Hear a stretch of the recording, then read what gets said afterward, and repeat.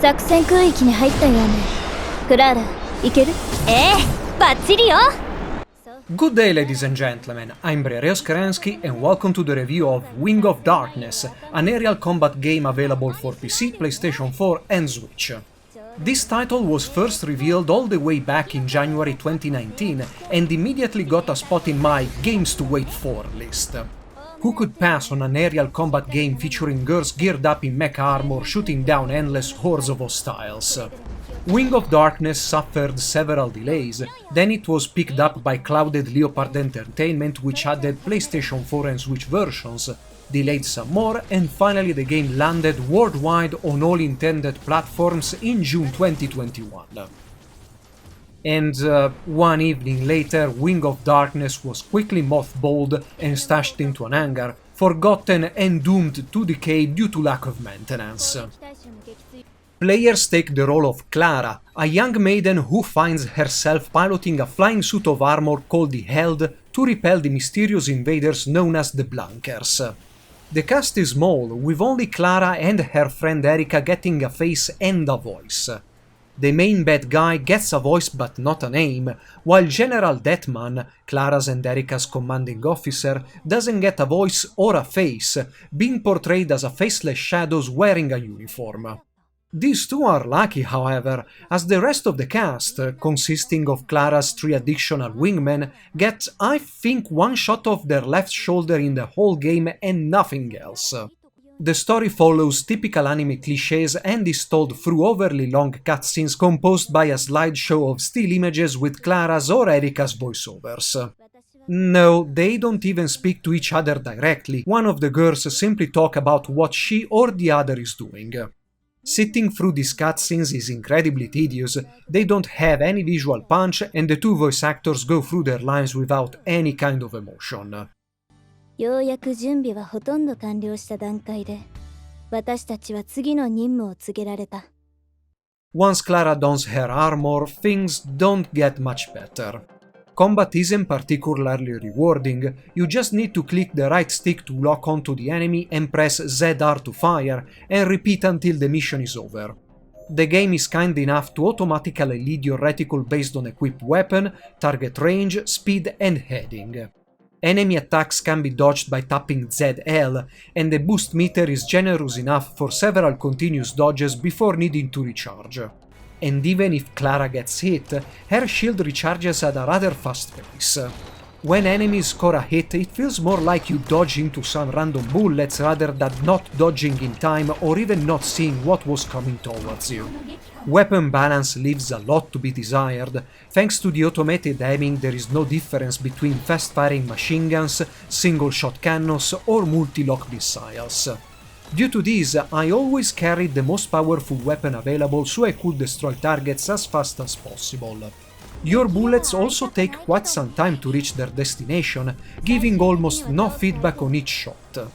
Wing of Darkness has a decent sense of scale, but it's not as well established as in similar games, like Project Nimbus, nor has the fast-paced combat or huge enemies of Rincon or Anse, nor the finesse or variety of Arding's Macros games.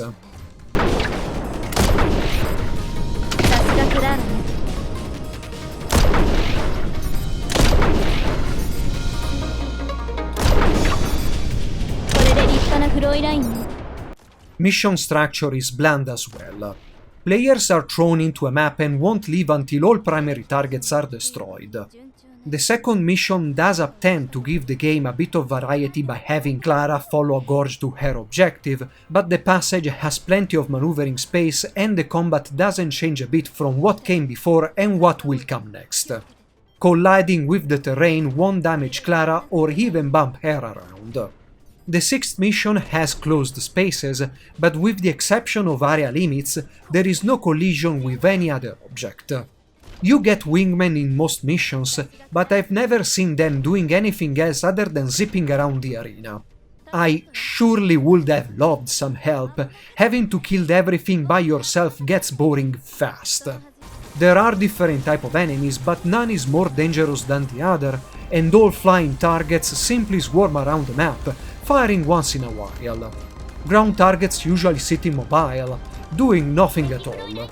A couple of missions do throw stronger enemies into the mix, but they are either as dangerous as normal enemies or even less dangerous.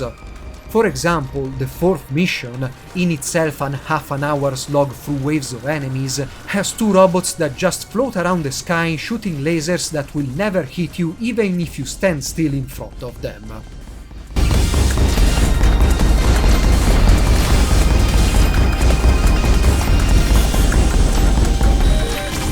There are only 6 missions in the whole game, and completing them all takes 2 hours and a half, cutscenes and then credits included. After that, there is nothing else to do. No score attack mode, no boss rush mode, because there are no bosses here, no alternative story paths, you are not graded at the end of a mission, and there are no extra weapons, characters, equipment, items or cosmetics to unlock. I never died or felt in danger while playing in normal mode, and it's the third most difficult mode out of 4. Hard mode does make things a bit more exciting, but it's not like you need to learn to do perfect dodges or increase your gunnery skills. It's the same system with more powerful enemies and slower recharging shields for Clara. Graphically the game is very sparse, with not much detail on screen if not for Clara's flying armor.